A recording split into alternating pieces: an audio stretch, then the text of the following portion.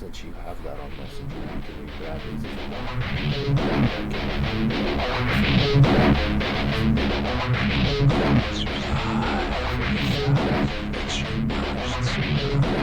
Are you ready? 3, 2, 1.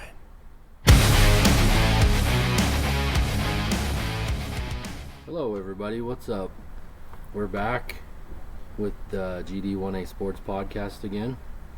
I believe this is episode 6, is that right? Yep. 6. Well, it was a pretty busy week in basketball. I know, as we were just talking, didn't really get a lot of time to watch anything.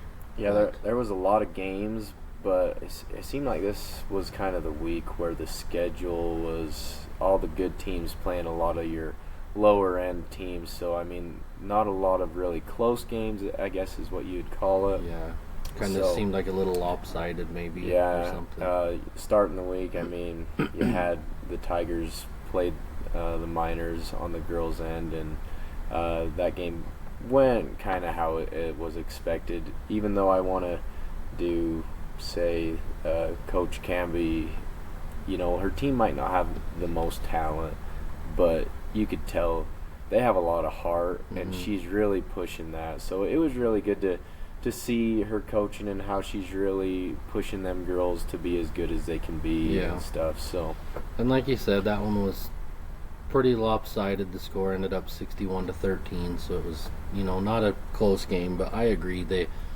Tinnick girls, they were at least trying. You know, they didn't just lay down and roll over. Well, I mean, and you know, the first 5 minutes they were really giving the Tigers a game till Coach Fabrizio decided to put on that full court pressure, and then obviously that changed the whole outcome of you know, Tinnick. Just like I said, they might not have the most talented group of girls, but they definitely you could tell they was not just gonna roll over and just let the Tigers just do anything. So, and I'm not sure on the age of her girls either. I don't know how many seniors she's got this year, if she'll be able to keep that same group and try to improve even more with them. But no, I like to see somebody that we know close in a position like that, you know, because it's one thing if you go as a coach and you get, you know, not thrown in, but you get a job at a school or a program, and it's kind of an already established team, and you just kind of keep the wheels rolling, you know. But when you get somebody in a position like her, and I'm not down talking Tinnick at all. I don't mean that at all. So I hope no one takes it that way. But we've seen the program struggled a little bit. You know, the boys have been decent the last few years. Yes. But when you get put in a position like that, to where you basically, I'm assuming, kind of get to build the program. Yeah, you know, kind of starting from ground zero. Yeah, she can kind of put in her way of doing things and start to teach that style of basketball to the players that she'll have now, and hopefully for the many years to come that she's able to coach. Well, and hopefully, you know, like we said with the junior high programs, hopefully they can get someone under there to really get them started a little bit earlier. That's what I really don't know if a lot of places understand that. I mean, I know there's a few people from each town that do. Yeah. But I don't know on how big of a scale people understand how important the junior high program is. Oh, like I said, it completely takes the pressure off of a head coach when them freshmen do roll in, and they already kind of know what's expected. Yeah, because then the head coach doesn't have to reset and teach 5 or 6 or 8 or however many freshmen you have from the beginning. Like I said, you don't have to start from ground zero with just fundamentals. So exactly, but it makes me wonder how much of a focus that is. I mean, I know here in Tabby we have a lot of focus on. I mean, you're on the boys team, I'm on the girls team, and there's a lot of focus put into it to try to prepare these kids for when they do get up there. But it's got to be and I'm not saying that Tabby's always just the greatest out there, because they've had plenty of years where they've struggled, but we always have, I think, a pretty decent team. You know, in some of the years where we've struggled and felt like they could have done better, it's not that they don't have the ability. Right. They're lacking the try or the desire. But I know that's one thing that Tabby has always focused on. I remember me being that age. We had a busy, strong junior high program, you know, so. But I'd like to see I would like to see the whole entire 1A every year where you're just like, I don't know, these guys could win, there's like 8 or 9 teams that could win it, you know? Yeah. But there's... In the boys' side of things this year, I feel like it's kind of leaning that way. Yeah, there's quite a few boys that The top 5 teams in boys right now, I mean, it's whoever shows up that night. It really is. Well, like I was telling you before we got on here, the one team that I told somebody this on Thursday, we were talking, and they were kind of talking about, you know, the better teams on the boys and who they think could win, and I flat out told them, watch out for Wayne. Yeah. Because I really think that Wayne's boys could be sitting at the top come the end of the season. You know, they play some good basketball. We were just looking at their schedule, and this is just my personal opinion. I think there's 1, maybe 2 games, maybe 2. I'm leaning more towards 1 that they could lose.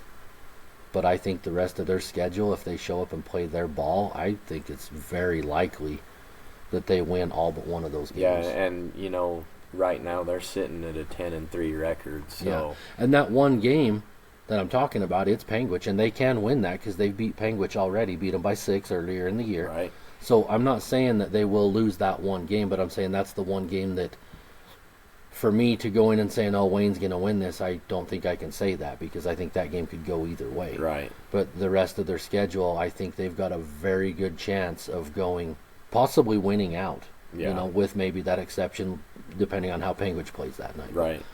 But yeah, there's several boys teams that are just pretty good. You know, like we talked about Manila, we got to watch them play Bryce Valley last week or a week ago, whatever day that was, and that's the first time we've had a chance to watch them, and I thought they looked like a pretty solid team. You know, you've got Rich, you've got Panguitch, as we mentioned. Like, yeah, there's a handful of teams on the boys' end that very well could win the whole thing. And I guess while we're talking about that, let's roll into some rankings.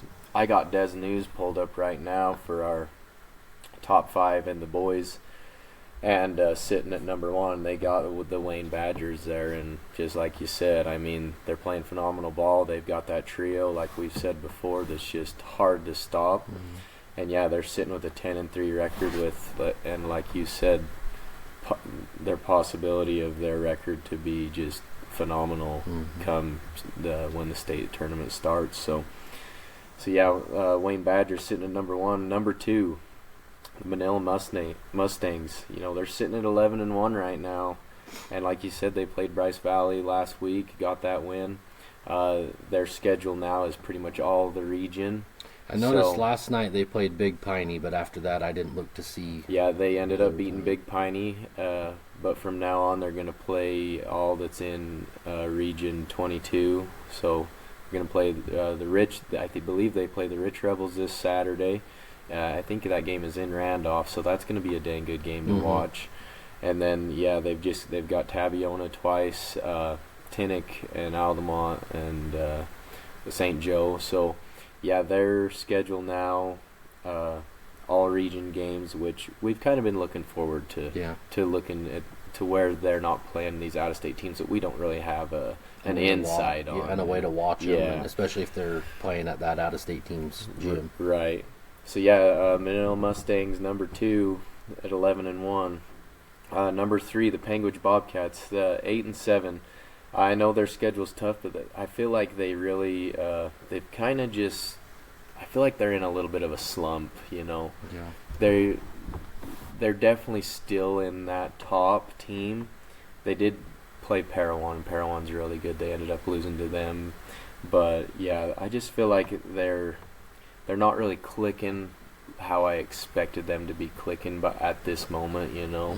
But trust me, I know come state time, they're usually always the team that is clicking. Yeah. So it's going to be interesting to see how they end up. Number 4 on Des News is the Rich Rebels, and like we said before, Rich is going to Rich. They're always that team that just shows up and just dominant. Well, and they've had Lundgren back for the last at least 2 games. And it showed. And it's definitely showed that he in their last game. I mean, we'll go into it into depth when we get there, but I think him and Carter Scott, I think they both had 24. Yeah. In their last game. So, and Scott had a bunch of threes. Yeah, he, like I said, Lundgren and Scott, they play so well together, and they're fun to watch too. And then sitting number 5, the Bryce Valley Mustangs. And, I feel like they're kind of that team that really started hot. We had a lot of hype about them, and I kind of feel the same way about them. They've kind of, they're maybe not clicking on all cylinders like we kind of expected them to be at this moment in time. But yeah, it seems like they've slowed down a little bit, or they're just in a slump or something. But what we have seen of them, we know they're a good team still. So like I said, you have to show up and you have to play. and when you start that hot at the first of the season, every team that shows up to your gym or you come into theirs, like you kind of got that target on your back. Like they're gonna show up and they're gonna put out and hustle to every ball and do whatever they can to beat you. Yeah. Because you've kind of been the focus. So. Yeah. So, as far as Des News, that's your boys. So, do you want to do the girls, or should I do the actual UHSAA boys and see how they compare up against that? Yeah, let's do the RPI. Okay, so this is the RPI comparing up against the Des News, and it's a little different. First and second are the same. They've got Wayne in first, and they're at a 10-3 record. They've got Manila. Did you say their records? Manila has here at 11-1, but I think after Big Piney, I think they're 12. So I wrote these down today. So number 2 is Manila. They're 12-1. They've got Paiute at number 3, and they're 11-4. They've got Bryce Valley at number 4. Their record is 9-5. Fifth place is Panguitch at 8-7. I did the top 10. That's Want me to read them all? Yeah. Number 6 is Green River at 8-6. And they've got Rich down at number 7, which on Des News they had them at what, 4? They have them at number 4. 4. They're at a 5-4 record. Tabby, they did move up to number 7, but then when I checked them today, they've moved back down to number 8, and they're coming in at 7-5. Valley is in the number 9 spot at 6-8, and Tinnick is in the number 10 spot at 4-7. And looking at Paiute, like we said before, Coach Jessen's getting them figured out, because I kind of feel like they're one of them under the radar teams right now too, as far as my personal feel with things. But yeah, I think they're a team that I think's starting to really turn it on here towards these region games, so. Which is a good thing, because you never want your team to peak in preseason, right? I mean, you always want to. Yeah, you don't want to peak till the end of February. You know what I mean? Yeah. So that's not a bad thing. All right, do you want to do the... Yeah, so we can roll over to the girls. And this is the Des News one. As Des News has them ranked here at number 1, you got the hometown Tabiona Tigers sitting at 12-0. 13-0. Well, 13-0 with their game yesterday, beating St. Joe. But yeah, I mean, they're playing good. Like I said, the only 2 teams we've really seen them give them a game is Wayne and Panguitch. Yeah, sorry, lost my train of thought there. And Monument Valley. I mean, Monument Valley is in the rankings. Yeah. And they did beat them. But yeah, as far as the Tigers go, they're on that hot streak, and hopefully they can stay on it, for the next month. Number 2, you got the Wayne Badgers. Same thing. I mean, they've been just playing phenomenal. Van Dyke's just been We're going to cover her. I was looking at some of the games with her, and it's unreal. Yeah, she's just, I think we've said it every week since we started the podcast. Well, and she, in my opinion, right now, is making a very strong case for MVP. Oh, easily.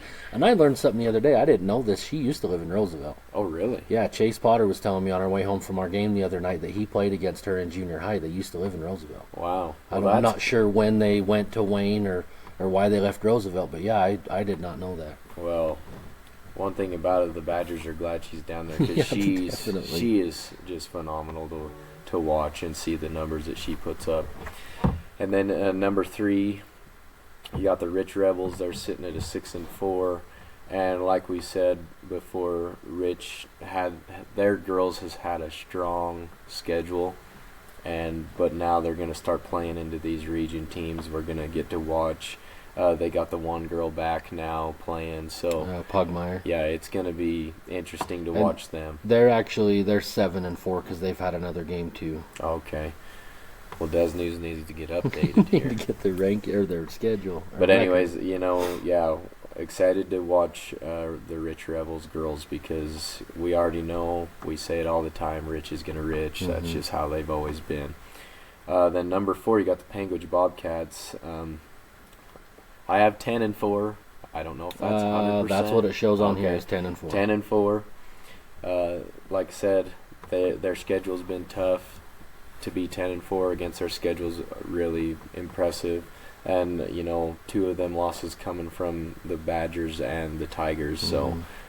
So, watching them and Owens, like I said, we're going to talk about her again. Yeah, she had another big game. She had another great game. And then number 5, the Valley Buffaloes are sitting at 7-2. And they're the one team I still have not put time into to really watch.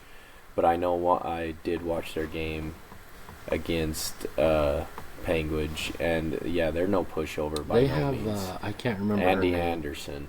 And there's another one too. She's a really good ball player from the game I did watch. But I think they're the ones that I watched play Bryce Valley. Or was that That might have been Milford actually. Either way, though, the top 5 for the girls, I feel like Des News has them pretty spot on, honestly. It's a little different on Des News than it is on here. So as far as the RPI goes, they have Tabby at number 1, Wayne at number 2, Panguitch at number 3, Valley at number 4, Whitehorse at number 5. Whitehorse is 9-3. Monument Valley at number 6, they're 6-4, and they've got Rich all the way down at number 7 at 7-4, and Des News had them a lot higher than that. Yeah. But this is the actual RPI one, so this is kind of what they go off of. Wendover is at number 8, they're 9-4. Manila's down at number 9, but their record is 7-3. So I know their girls, they've got a girl that's been playing very well, Cassilee Wall, which we'll get into that a little here in a little bit, but and then rounding out the top 10 in the girls is Paiute, and they are 8-6. Yeah, and Paiute give who'd they play this week? They give them a pretty decent game. Is this the week that they played Wayne? Yeah. I think Wayne got them by 10, but yeah, it was kind of. I was expecting Wayne to pull ahead a little more on that. I didn't watch the game, so I don't know how that ended up. Either. But when I looked at the scores and I seen that, I was kind of impressed. So maybe Paiute is starting to figure something out there. So yeah. Well, they're all on the girls' side. The top 10 teams are all above 500. Right. On the boys, number 9 and number 10 are below 500, but yeah, the girls' side's they're all up there. So we'll move into our boys, Tabiona's boys. They played Altamont here in Tabiona on was it Tuesday? Yes, I think. And I have to say, did you watch? Were you there? I was not. There. You weren't there that night. That's the best that I've seen Altamont play in years. I was happy for them because they just. It wasn't. I mean, I know there's been games in the last several years where Altamont has gotten beat really bad. Right. But they, the 2 kid, he played okay. If he would have made probably half of his threes, it would have been a whole different ball game. Right. Because he had a lot of really good looks, but just couldn't get him to fall. But his 3-point percentage right now is pretty low. So if he can figure out how to increase that percentage a little bit, I think, that could help them be even better. And like I said, I'm sure he's probably just going to the gym and getting them shots in, and that's the only way you can really get it fixed. But I think right now his percentage, like I said, is pretty low. He's only around like 14 or 17%. So he's shooting pretty low. But yeah, if he can figure that out, and if he continues to get the looks like he did, Altamont, I think you might see him win a few more games. And I said that when they played Duchesne, I felt like they played him really good till that last 2 minutes. That last 2 minutes is when it just kind of fell apart for him. But and that's kind of, is that it that you've got it pulled up right now? I've got our game, with the stats. Altamont The hasn't boys. put stats up on theirs. Yeah, so we only beat them by 9. Yeah. And it was closer than 9 most of the game. In fact, Altamont, I'm fairly certain they had the lead for a while, but they also have another kid. Did you say their stats are not on there? It's not on I there. think it's on. I can open it on my phone because I did see him. It must have been on Des News. Oh, okay. But they have a kid. I don't know his first name. His last name's White. I think it's Whiting. That kid can shoot the ball. Yeah. He had, when I find it here, he had 3 or 4 threes. Well, while you're But- finding that, I'll throw out the stats for the Tigers. It was good to see Olsen back, after not knowing with his little injury that happened in down south against Bryce Valley. So it was nice to see him. He had 24 minutes, only had 5 points, but like I said, it was good to see him on the court. Thomas came in with 9 points. Rhodes come in with 11.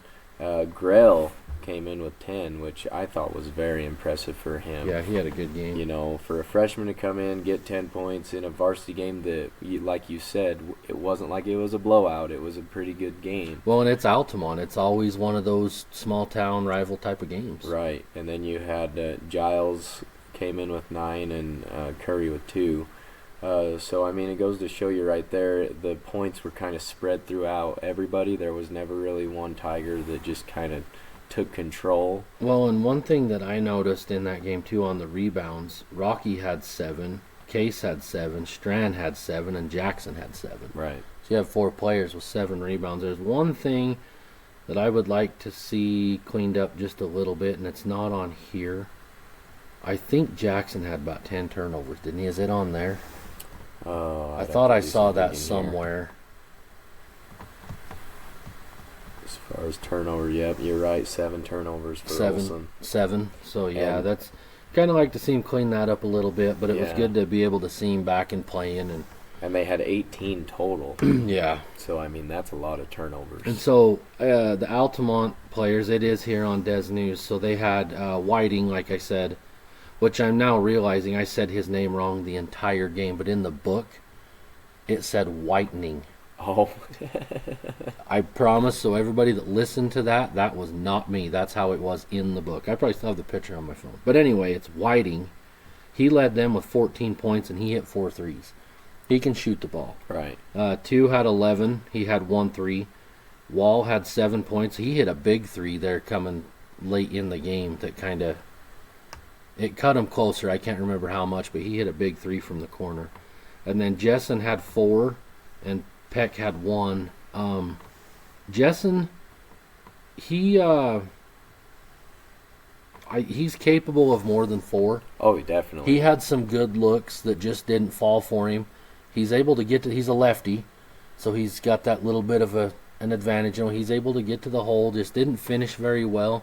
But I really think if you get a little better shooting out of 2, and if Jessen can figure out how to get a few more of his shots to fall, Altamont's not a bad team. They have the pieces there. Like I said, I was happy for him because I think that's the best I've seen him play in quite some time. Oh, so yeah. I thought it was pretty cool. And like I said, they're a team that you can just tell they just need that little bit of more chemistry, and they could possibly, next year, Well, and that's what I was going to say too. Their JV team didn't look that bad either. Right. They had a pretty decent JV team. So yeah, that was the final score on that one. Ended up 46-37. The Tabby did come out on top. And then you look at on the girls' end. It kind of went like expected. Altamont's girls, they're just still trying to build their program back. Well, and they had, I don't know if I was talking to you about it or someone else, but they had a couple of girls that didn't come back this year. I know Bagley's one of them. She didn't come back and play, which I was kind of surprised, and I don't know why, and I don't need to know. It's none of my business, but she, last year, from what we did get to watch her, I thought she was a pretty decent ball player. Yeah. And I was talking to their coach, and he said that she was even an honorable mention last year. So an honorable mention as a freshman, that's a pretty good deal, which I know her dad, Riley, was a really good ball player. So it's not surprising that she was like that, but I was a little shocked to hear that she didn't play this year. And there was either 1 or 2 other girls that played last year that didn't come back this year either. So that kind of hurts a little bit too, you know, especially with the Bagley girl. She's the one that I do remember, and I know she could have been an asset there, but that's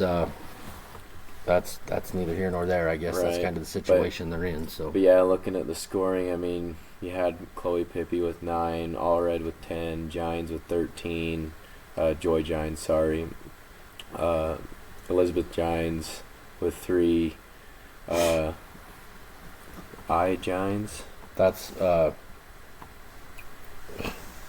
Bella. Oh, sorry. Yeah, I just had it. Isabella. Right, Isabella. I just know her as Bella. Yeah, that's me but too. But she had 12, you know. So Hagman had 13, but like I said, it was kind of a game that, I mean, all the girls got to play, and, you know, it kind of went as expected. So, but yeah, as far as the Taviona games there, they did go to St. Joe, and it was kind of the same story. Handled St. Joe pretty easy. I think everyone got a hand on the ball, and Bella had a good game out there too. I mean, it was kind of that week where the Tigers, I mean, obviously you always want to show up to every game, but they're a little more on the weaker end for their schedule that happened this past week. So. We can, since we're already talking about it, we can just hurry and go over it real quick. Because they beat St. Joe 69-19, so it wasn't much of a contest. But Bella, she had 23 in that game.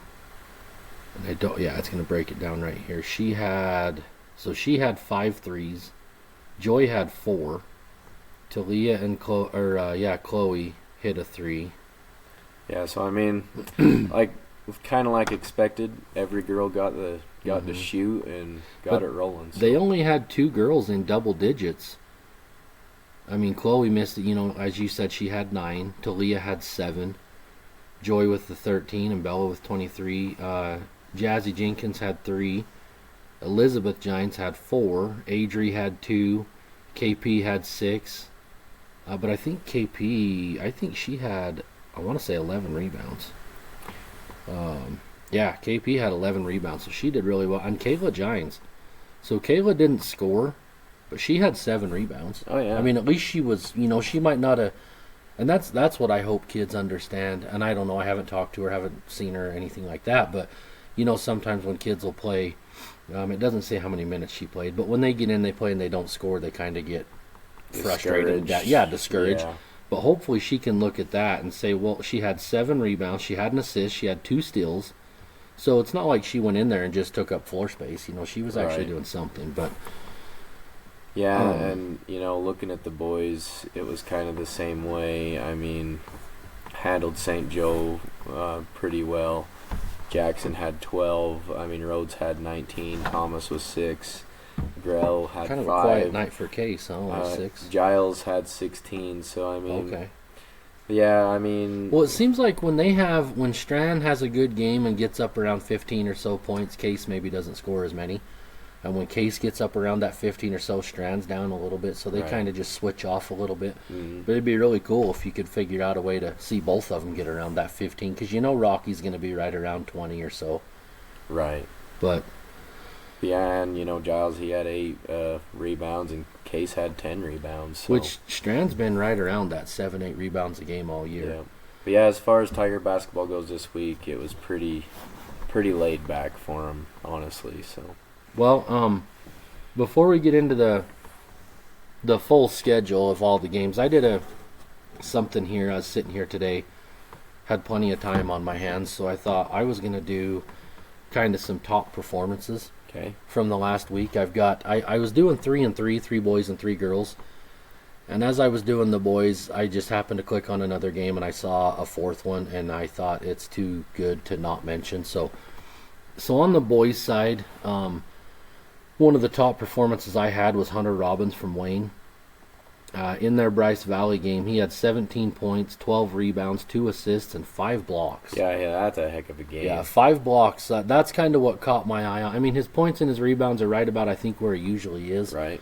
But I saw the 5 blocks, and just to just to kind of explain how I did this, I clicked on every game that was played. Right. And I just kind of went through and found what I thought. Again, this is just my opinion, guys. You might have had somebody that played better. I'm not saying they did. This is just my opinion. The second top performance in the boys I had is Tristan Martinez, also from Wayne. In their game against Valley, he had 16 points, 9 rebounds, 5 assists, 3 steals, and a block. So I, again, just kind of felt like he kind of stuffed the stat sheet a little bit there. The third one I had is Jason Hernandez from Green River. They played DeBeck, and I don't know who that is. I didn't look. I bet in probably Colorado somewhere, but he had 24 points, 4 rebounds. This is the number that made me write it down. He had 10 assists. Oh, wow. And 4 steals. And, for Hernandez to get 10 assists, that does not surprise me. No, it doesn't surprise me either. So number 4, as far as the top performances, this is the one that I ended up clicking on at the last. And it's one of those deals. It doesn't matter if you're playing a great team, if you're playing a not great team, doesn't matter. If you pull this off, I think it's worth mentioning. Right. Hagen Jameson from Tinnick, they played Wendover, and he messed around and got himself a triple-double.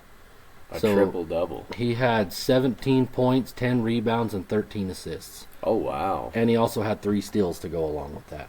And, like you said, even if you're going to play, maybe the team wasn't the best, but to be able to score 17 points and to get your other teammates involved to get 13 assists. I mean, the rebounds will come. Yeah.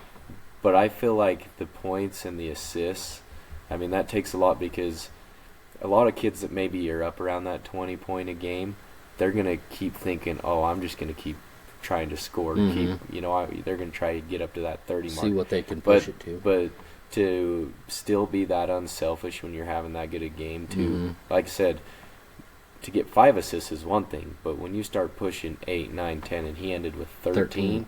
I mean, that tells you something, that he's definitely not a ball hog. He's looking to get his team involved as much. And that's as why I was saying, well. I mean, they played Wendover, and again, guys, I don't mean anything negative towards Wendover. I'm not here to bash on any one team. They are struggling. They've only won 1 game to this point, so they are having a tough year. Right. But in my opinion, that doesn't take anything away from Jameson, because like you just said, to still be able to get a triple-double, that to me, that's impressive. Yeah. I thought that was... And Jameson's one of the kids we were talking about at the first of the year. Like I said, from watching him the last 2 years, I think I've been able to, when I've watched the Tigers play him. If that kid can stay out of his own head, he's a ball player. Right. So I think, I'm not going to say he's going to come out and get a triple-double in every game. But as long as he keeps a level head, I think he could probably flirt with it a few more times throughout the season. He's a good ball player. He's just got to stay out of his own head, Right. But I thought that was definitely worth mentioning.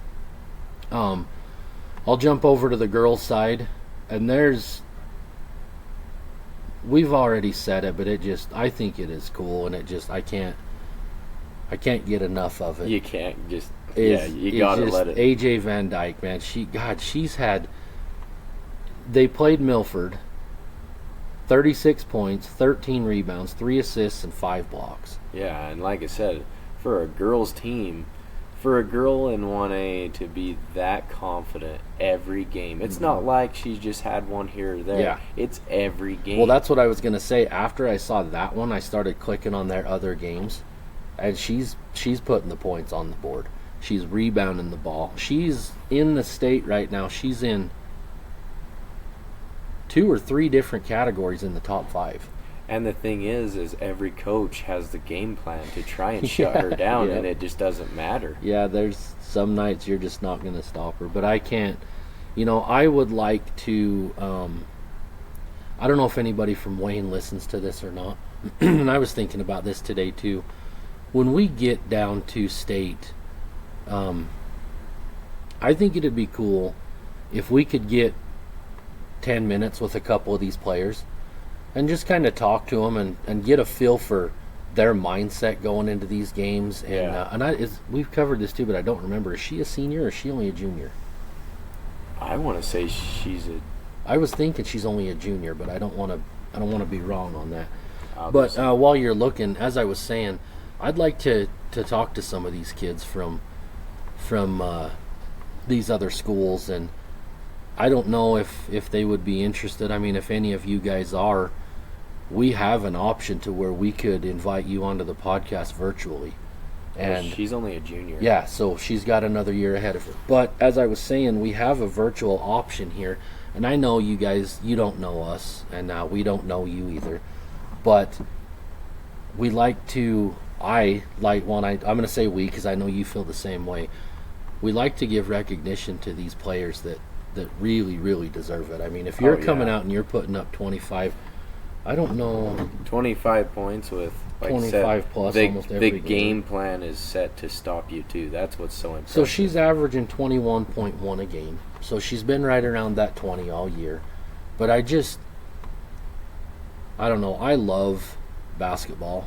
I love the game. And when I can see somebody performing like that on a nightly basis, I love it. Like I hope that Wayne, as far as the fans go, and you know, this is not a one-girl show. She plays great, but I guarantee you she would tell you without her teammates none of it was possible. Right. But I just hope that Wayne understands what they have. Yeah, and what they're watching right now. And what they're watching, because you don't get this a lot. I can think of a couple of kids in the past. I don't remember their names. I know there was one kid from Rich that he blew my mind. I'd never seen him play before. I want to say this was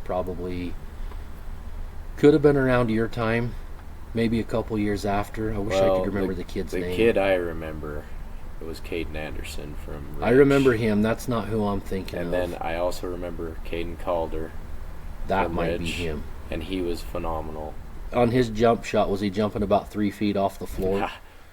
I was like a cameraman at the time. I can't remember if that's him. The kid I'm thinking of. We'll have to get a hold of Bradley. Yeah, Bradley will have to try to track him down for us. But I do remember the thing that stuck out to me when they came to Tabby. Like I said, I'd never seen him play before. This kid would catch the ball on, a little bit inside the 3, and he would make a move. That is a move that should be made in the NBA. I mean, his turnaround fadeaway jumper, I could not believe it was a high school kid. And he was making them. I mean, this kid was putting up the points. Right. So, back to where I was saying, I just love to see a kid, especially in high school basketball, that can perform at such a level that the whole entire state notices it. Yeah. I think that is awesome. And like I said earlier, Van Dyke, I think right now is making a very, very strong case for MVP. Yeah.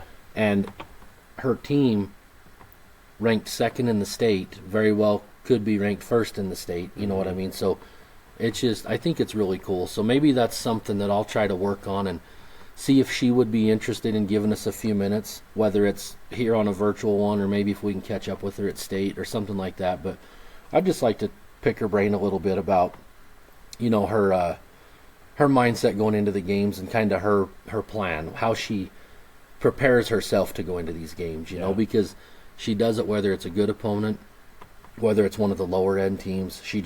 It seems to me like she shows up to play with the same mentality, the same intensity every night. Every night, yeah. And that really defines a ball player, because a lot of times you see kids will come in playing a lower seeded team that's maybe only won a couple of games, and they overlook it, and they'll come in and kind of play at their level. Yeah, you know what I mean? Down to their level. Yeah, and so for her to be able to come out and consistently put up these numbers, no matter which, Wayne hasn't really had a soft schedule. Most of the teams they've played it's been a tough schedule all year. Right. So, but anyway, we'll move on here. The next top performance I had for the girls is Kiara Martin.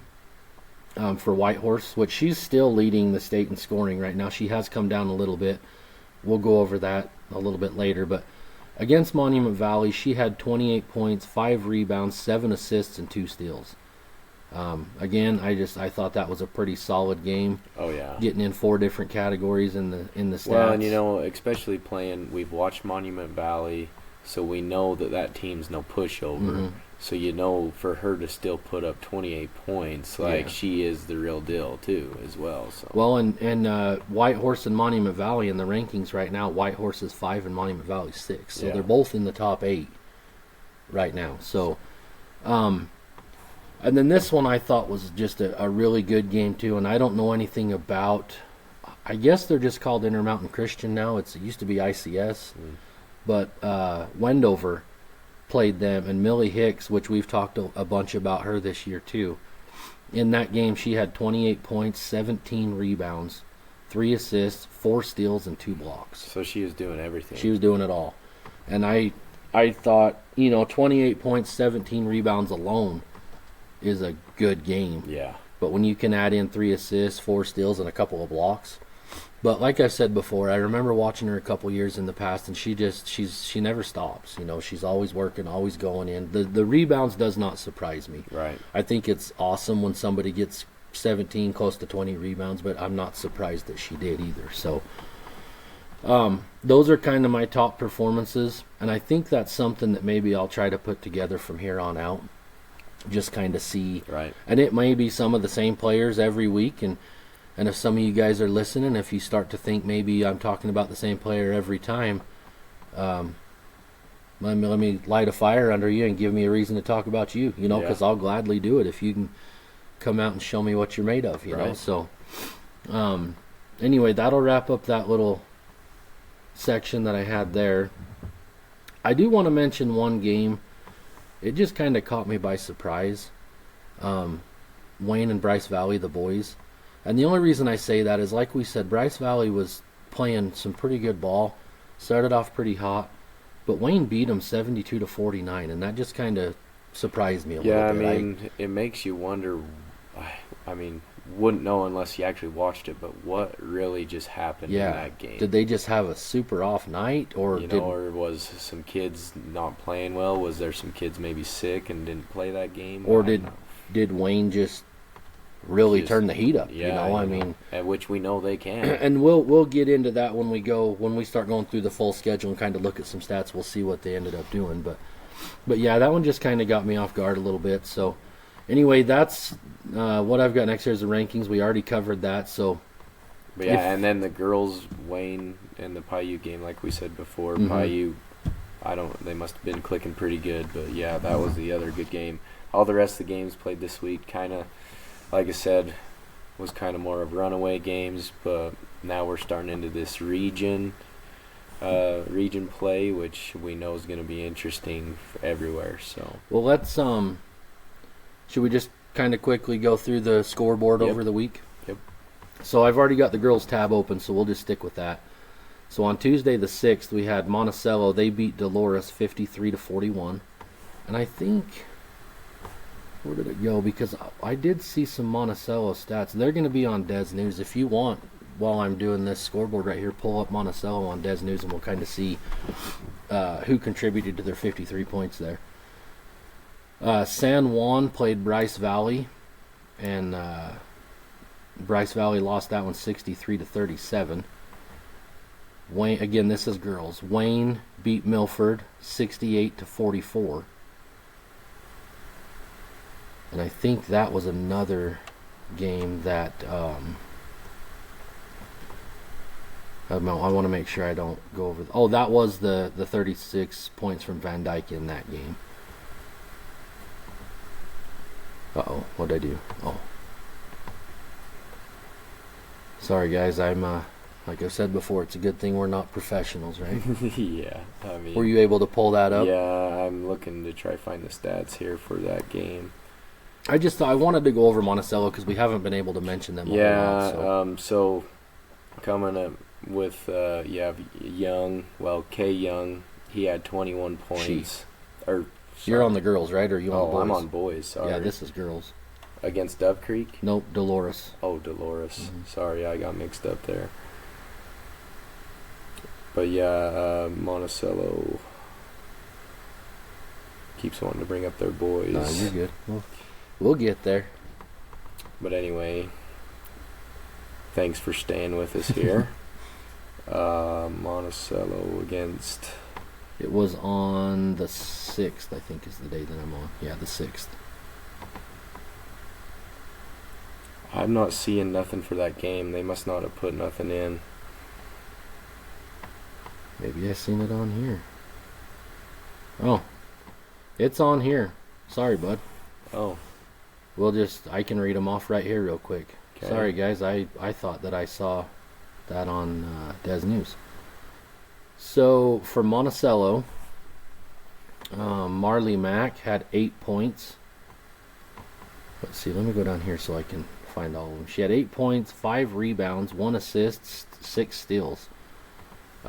Josie Mack she only had 1 point, but she did have 11 rebounds, 3 assists, and 4 steals. Marin Freestone, we know some Freestones. Well, I don't know them. You do. A couple of them live up here now. Yeah, we got Jake Freestone up here, and he's become a pretty good friend. We play a lot of church ball together, and I would imagine there's probably a relation there. Anyway, Marin Freestone, she had 25 points. Only a couple of rebounds, but 5 steals. There's M. Peterson. I'm not sure what the M is. It doesn't tell me. She had 8 points. Tessa Slade had 2. Another Freestone, S. Freestone, had 1. And A. Nebeker had 5 for Monticello. So I wanted to mention them. Like I said, we haven't had a lot to go off of as far as Monticello goes. So their boys kind of came out looking good. Their girls have definitely been struggling. Didn't our boys play them right at the first? Yeah, and like I said, it was a good game. Is that the game they took us into overtime? No. Or was that Grand? That was Grand. But yeah, they've just kind of been in that slump like we talk about. Mm-hmm. Just hard to get things rolling. But, like I said, anything can change in the next few weeks. So. Well, in that Marin Freestone, with the 25 points, she hit 6 threes. So, I mean, she can shoot. Yeah, she was 6 for 11 from the 3 at 55%. So, pretty good shooting on her part. Yeah, it's good to mention them because I don't think we have mentioned them at all in our podcast. And right now, they've got Monticello ranked at number 17. So, like you said, they've kind of been struggling. Yeah. Haven't had much of a, but they'll get a play-in game. So that's not just because they're 17 doesn't mean they're not going to make it to state. Yeah. So, like I said, you have to, like we said before, you have to go into the play-in games in the state tournament as 0-0. Exactly. You can't let if you did struggle at the first part of the season, or even if you struggled all season, you got to show up them, playing games and at the state tournament just ready to put out whatever you can. Yeah. So yeah, once you get there, the season doesn't matter. Yeah, I mean, like a couple years ago in the college when some of them number 1 ranked teams get beat by the 16th seed. I mean, I feel like more people talk about that than they do who won the championship. Yeah, they do. Everybody loves a good upset. Yeah. So. Moving on to the 7th, Whitehorse and Monument Valley played. Whitehorse got them 71-44. And in that game, Kiara Martin led Whitehorse with 28 points. Hannah Clark added 19. Mariah, I'm not sure how you would say it, Yellowman had 18. Begay had 4. Sam had 2. So they've got 3 girls that can really do a lot of damage too. Well, and so Kiara Martin, she hit 5 threes. Mariah Yellowman had 4, and Hannah Clark had 3. Yeah, so they're all ready to shoot. Yeah, so 12 threes for the 3 of them combined. Yeah, that's good to see as far as Whitehorse. And Monument Valley did not put any stats in, so I don't know what they had. Kiara Martin also had 7 assists in that game. Hannah Clark had 5. Yellowman had 4. So I'm wondering if that's maybe making that extra pass on the 3 where they all 3 hit a few threes. Right.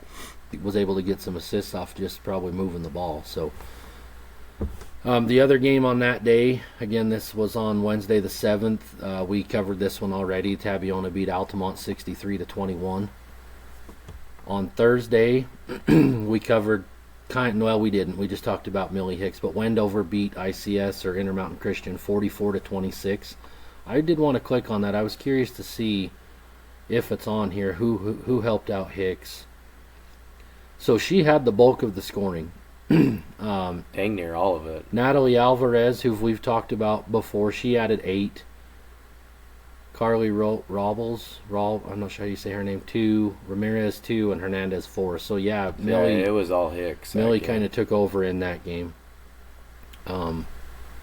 And there's no stats from Intermountain Christian. So another game that night, Penguich had Escalante. They beat them 64-42. And I can't remember if this was the game. I'll tell you here in just a second.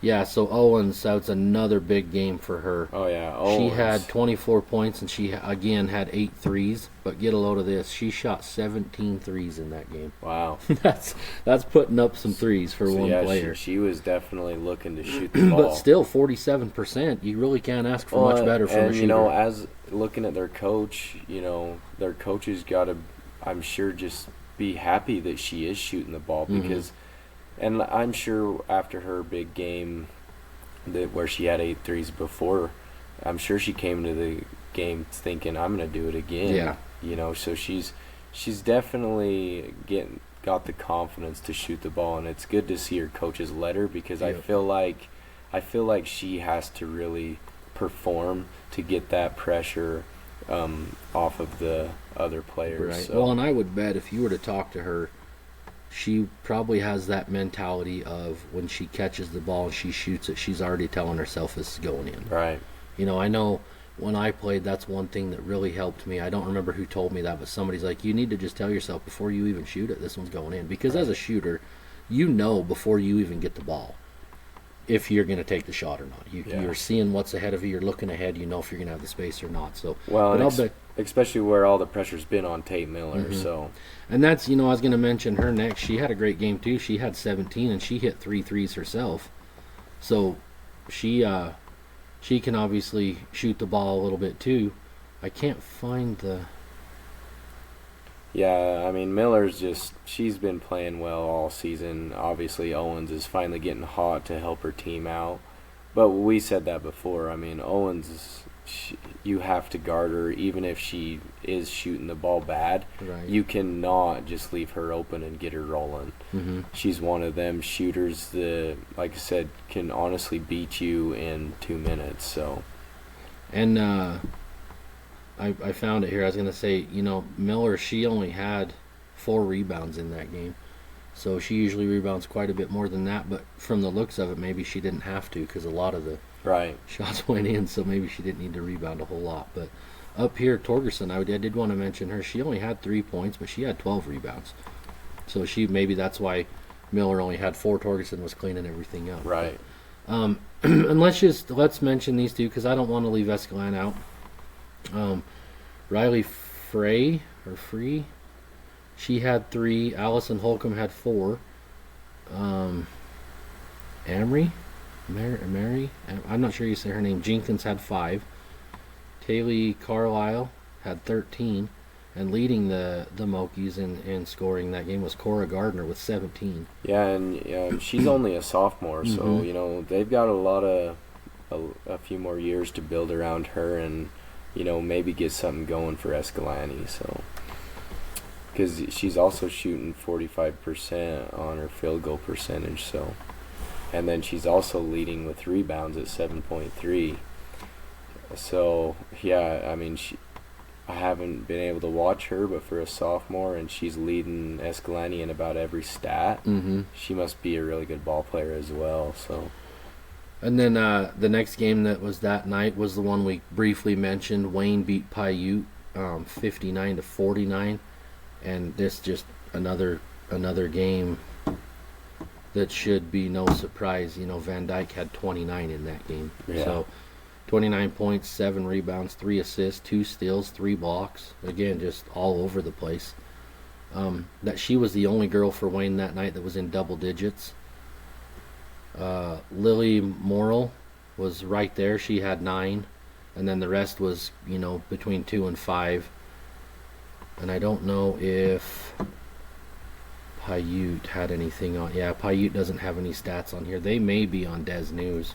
If you still have Des News open, you might be able to get their stats on that. I can look here. Maybe. I wrote it in my notes here who was on Des News, and Paiute is one that I put their stats were on there, so you may be able to find something on that. Yeah, let me look here real fast. The other game that day, while you're finding that, Milford beat Water Canyon 61-30, and then Valley beat Bryce Valley 73-30. And I don't have on Max Prep stats for either one of those two. Yeah, so they are on here. Paiute stats. So you had K King had 18 points. That's number 24 K King. Number 10 K King had 14 points. And then B Randall, number 14, had 11. And B Randall, number 2, had 5. Talbot had 3, Morgan with 3, and Westwood with 2. So, yeah, they've got a lot of the same. Maybe they're sisters, not sure. Mm-hmm. But, yeah, a lot of the same last names there to try and put the Paiute squad on a roll. Oh, I was going to say, this is saying there were no games that day, but I'm on boys. I got to switch to... But, yeah, I mean, looking at Paiute, I know they're definitely working on, their program and getting things back rolling, because I remember them saying that they didn't have a ton of girls, and they were definitely going to struggle for the next year or so. Mm-hmm. But, to still see them come out and, perform and kind of do what Paiute's always done is just, compete with no matter how many girls they've got to play with, so... See, and it was, when I was saying earlier, I think this is who I was talking about, Maddie Cox for Valley. On the last game we have here, the Valley and Bryce Valley. Cox had 19 for Valley. Roundy had, with 5 threes. Roundy had 18 with 5 threes. Andy Anderson had 10. They didn't put any rebounds or anything in, so I'm not sure what they did there. Jennings had 7. Croft 6. K Cox had 4. T Roundy, there's 2 T Roundies, but they're different numbers. She had 3, Franklin had 2, and Brinkerhoff had 2, and Bauer had 2. So I don't know if that's their whole team or not, but if it is, it looks like everybody scored in that game. Right. Moving on to Friday the 9th, St. Joe and Altamont, but there is no score posted, so I don't know who won that game. Wendover beat Tinnick 46-34. Rich lost to Grace, Idaho 53-31. Valley beat Water Canyon 58-10. This one, I bet, was a pretty rough game. Whitehorse beat Green River 83-7. Oh wow, that's a tough night. Yeah, that is for anybody. I'm gonna click on that because I'm curious what Martin did as far as So she had 38 points. Yeah, she took advantage. Yeah, of that. she I want to see. Let's see, how many threes did she hit? Where is she? She hit 7. She was 7 for 9 from 3. Well, so she didn't attempt a bunch, but she was knocking them down. Only missed a couple. Monticello played Pinnacle. There is no score on here. Paiute beat Escalante 56-38. Saturday, as we mentioned, Tabiona beat St. Joe 69-19, and Rich beat Altamont 52-10. And I don't think the stats are going to be... Oh, they are on here. So Molly Weston ended up with 19 in that game. She hit 5 threes. Molly Weston can shoot the ball. Yeah. The few games that I've been able to find stats, she's been around that 5-6. The one game she had 7 threes, so she can definitely shoot the ball. She shot 5 for 10. And we know that just going in. And Braylon Pugmire, the other girl we had mentioned, she had 13. I don't know why this is such a mess on here all the time. She had 9 rebounds to go with her 13 points. 4 assists, 4 steals. My whole screen just moved. Paige Smith added 7 points. Dottie Morse had 6 points. Lacey McKinnon had 7. And that rounds out the scoring for the Rebels, and there's no stats on here for the Longhorns. But yeah, it was a good week of ball as far as, a few of the teams we haven't been able to talk about, being able to see them, see some stats on them now that we're kind of following them a little easier. Yeah. So. And that was just the girls. So. Oh, that was only girls? That was just the girls. Oh, wow. So we got to go ahead and cover the boys now. This one here was another rough game, I would imagine. I think it's Utah Military Academy Camp Williams. They beat Dugway 92-19. Oh, wow. Monticello beat Dolores 40-31. Panguitch beat Escalante 82-34. Intermountain Christian barely beat Milford 75-72. And then, as we mentioned, Tabby beat Altamont 46-37. I do want to click on this Panguitch Escalante game here. I'm just curious how their scoring went.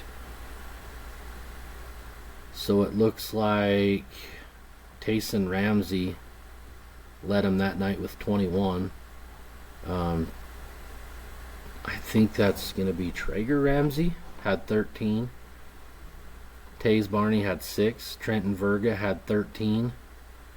Where is his rebounds? Because he's one of the top rebounders here. So he had 9 rebounds. So 13 and 9. Ingolstead had 10. Caden Bailey had 2. Jackson Sertonio maybe had 2. Blaze Anderson had 3. Kobe Bentley 4. And Birmingham had 4. So quite a bit of scoring scattered across there for Panguitch. And I don't see anything here for Escalante. So there must not be any stats for them on here. Wednesday, January 7th on the boys' side, Green River. We covered this one a little bit. We'll just kind of talk about Anderson's performance, but they beat DeBeck 78-64. And I think they had a few, this stupid little fly flying right in front of my face. Maybe Green River. Oh, there it is.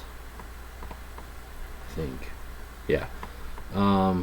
Mendoza had 12. Ronaldo had 18. Mendez had 12. And Escalante had 12. And then Hernandez with the 24. Right. But I don't have, as far as their rebounds or their threes, I don't think. Unless maybe that's it. Yeah, and then you jump to Friday, the 9th. You had Tinnick beat Wendover, which we talked about. Jameson just playing phenomenal in that game. Before you do that, you didn't let me finish the Wednesday. Oh, sorry. That's okay. I'm jumping. Paiute beat Milford. Emory beat Pinnacle. Valley beat Water Canyon. Wayne beat Bryce Valley. We had mentioned that one before. And then Whitehorse beat Monument Valley 80-44.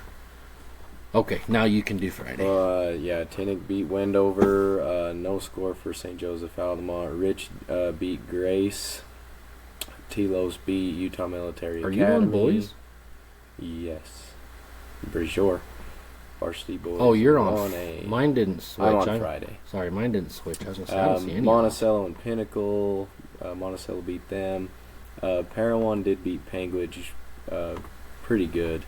Green River beat Whitehorse, and Wayne beat Valley. So, and like I said, that Wayne and Valley game, I mean, I felt like it could have went either way.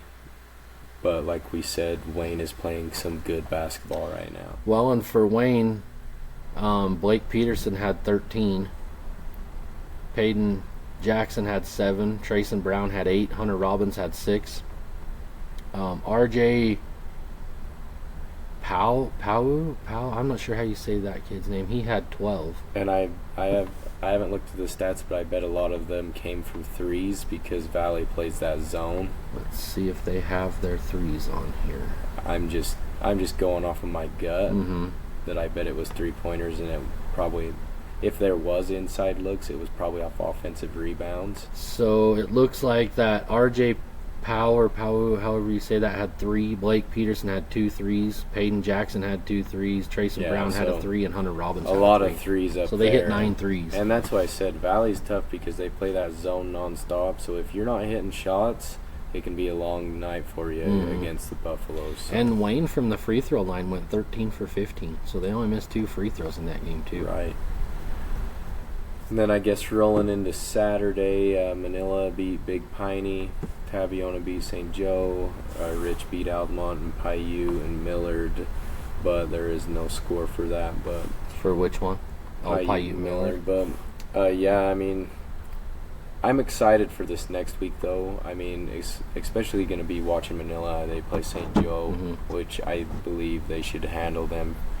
But they also play Rich in Randolph, I believe, if I remember right. And I know that's going to be probably the game of the week from what I was looking at. Mm-hmm. Manila's playing awesome. We already know Rich does what Rich does, so that's the game I'm going to try and watch. Let's go. Do you still have Des News open? I can. Why don't you go find that Manila and Big Piney? Let's just kind of cover what their boys did while you're looking for that. I have their girls because I did want to mention this. I mentioned the name a minute ago, Cassidy Wall. She had 31 points against Big Piney with 5 threes. Browning had 14. Pendleton had 12 with 3 threes. Davis had 10. Potter had 5, and she got 1 3. Olsen had 2. Gibson and Cropper both had 2 as well. And that was against the Big Piney? Yeah, and they beat Big Piney 78-74, so it was a pretty close game. And on here, they don't have nothing for the boys' end. Boys aren't on there Big yet. Piney, no. I guess I can look at the stats. All right, for Chowning, Bryce if you're Valley.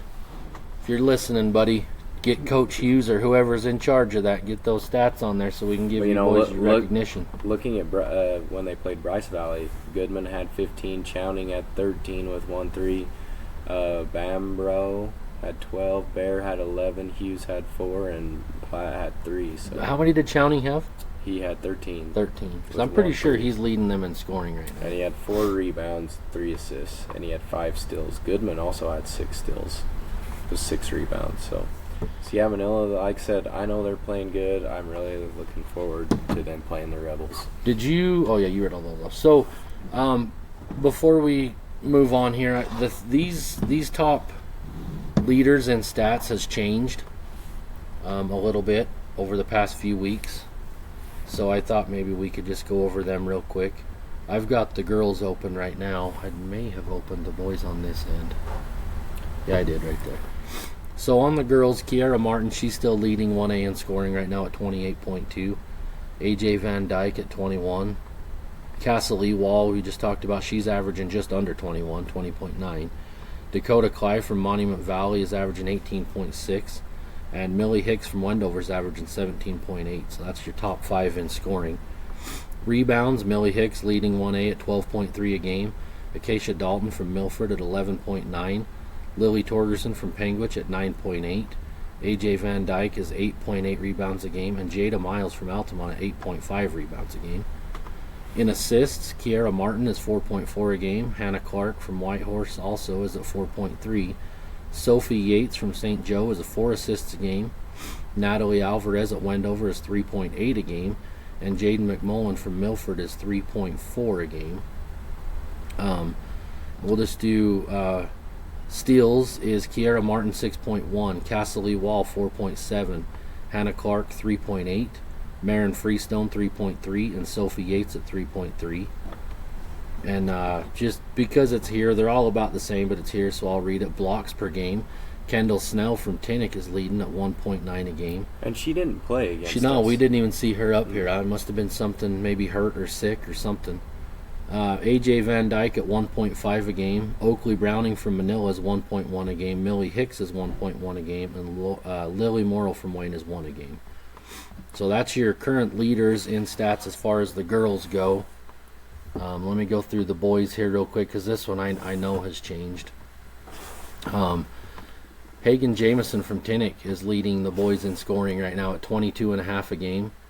Deontay Blackmore at Water Canyon is 20.7 a game. Hernandez from Green River, 19.9 a game. Rocky Rhodes from Tabiona, 19.6 a game. And Blake Peterson from Wayne at 19.5. Rebounds a game, Trenton Vergas still at the top. That one hasn't changed. He's 13.1 a game. Tristan Martinez from Wayne is 10.8 a game. Case Sorensen from Altamont is 9.7 a game. Hagen Jameson also in the rebounding. He's at 9.5 a game.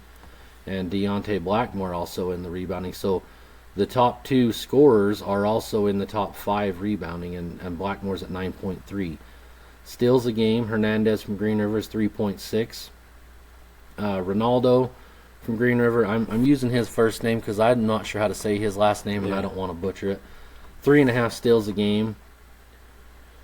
I don't know how to say this guy's name either, so last name Shortman from Monument Valley, 3.4 steals a game.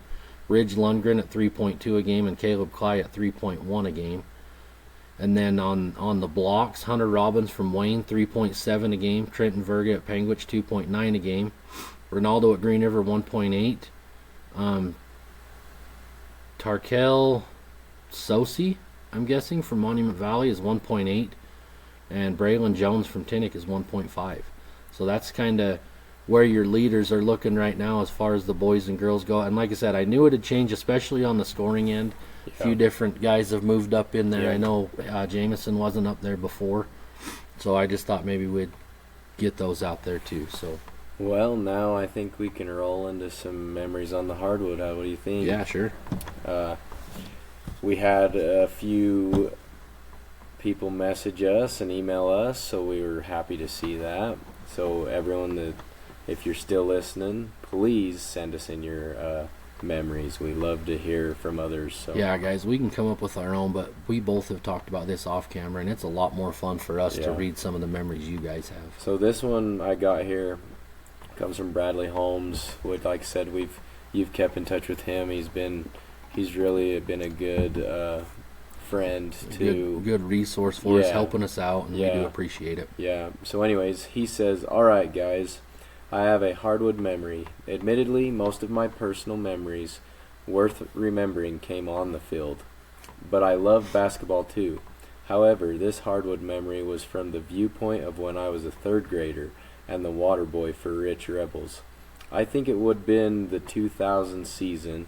We were playing Altamont at home. Altamont was favored to win and super good that year.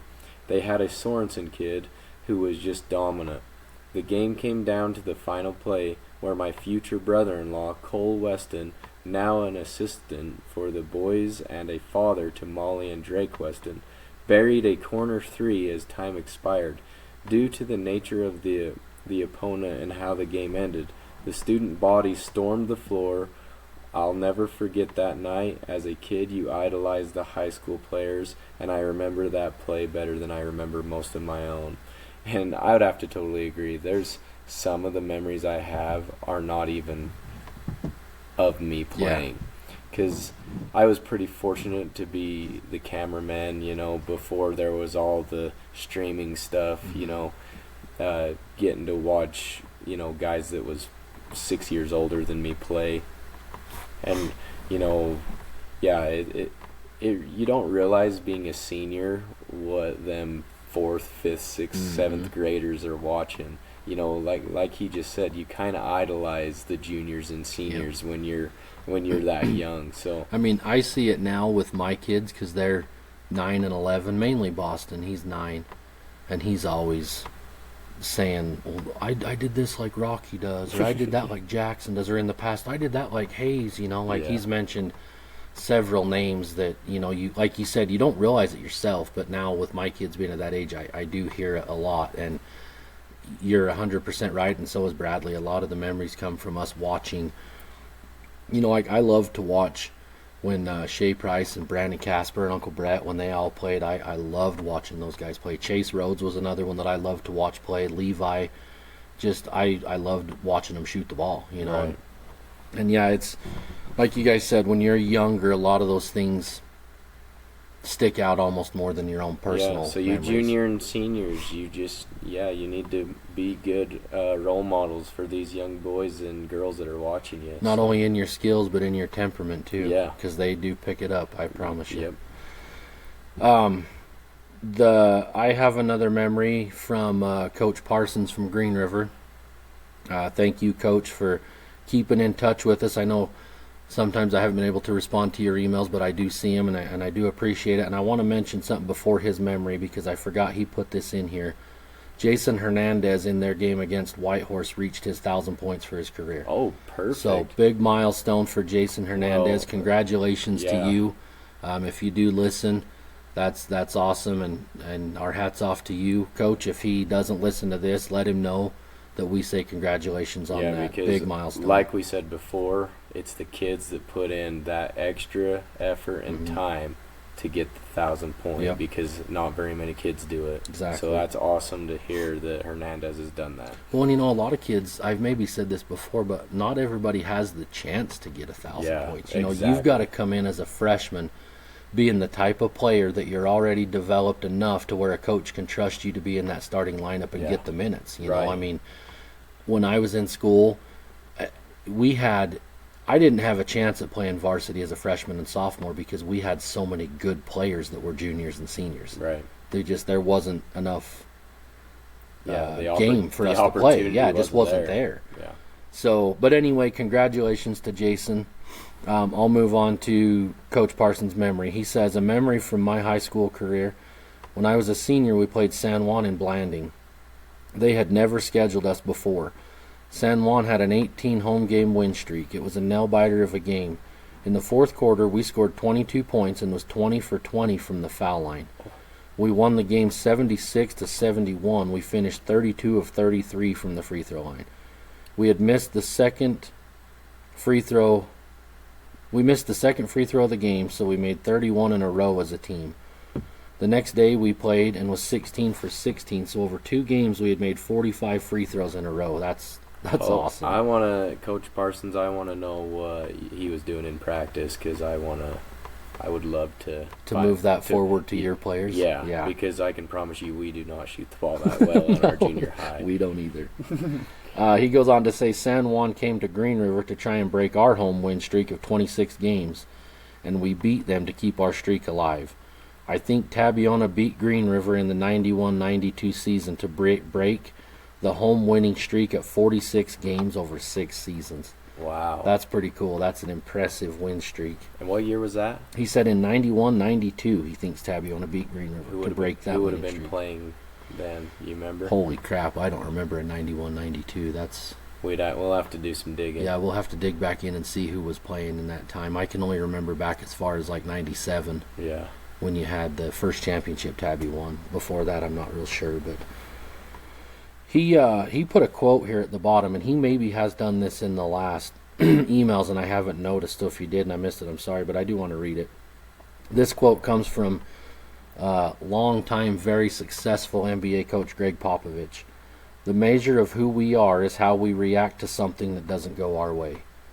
That's a pretty good quote. So yes, that is. Think about that for a minute and just reflect on yourself. And like I said, that's not even related to basketball. That's what I was just going to say. That can go beyond the basketball court. That can just be you as a person. Yeah. You know, that's pretty good words from Coach Pop. So, well, I think that's about it. I think we've covered it all. We didn't go over this week.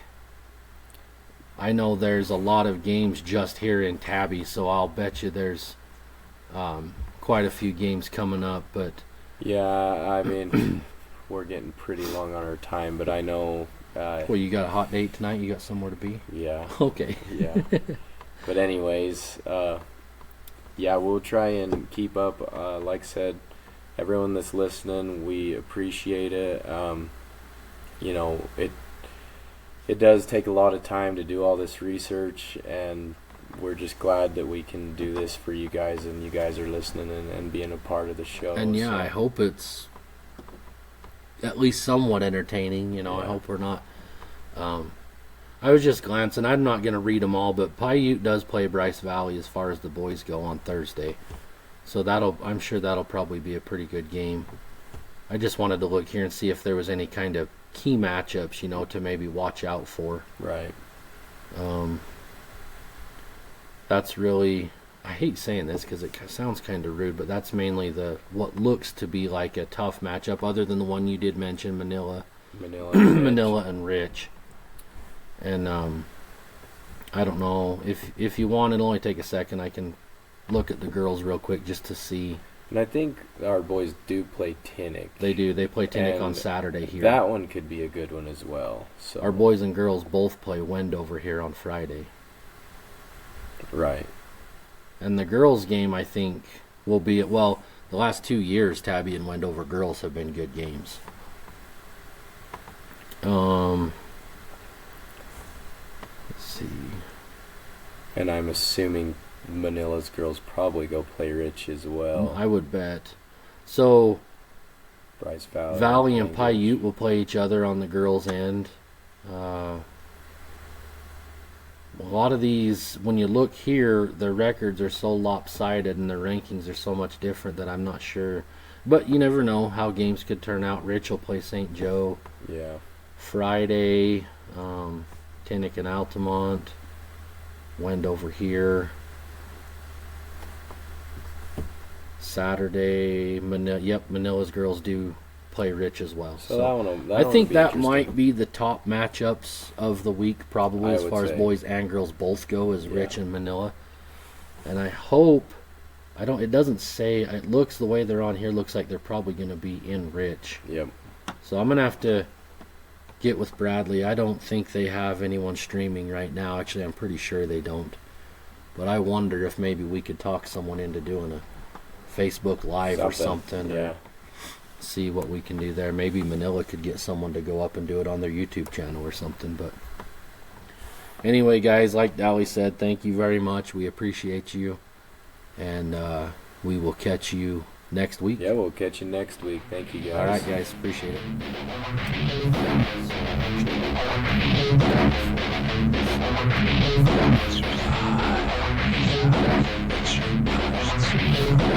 Let's be ready.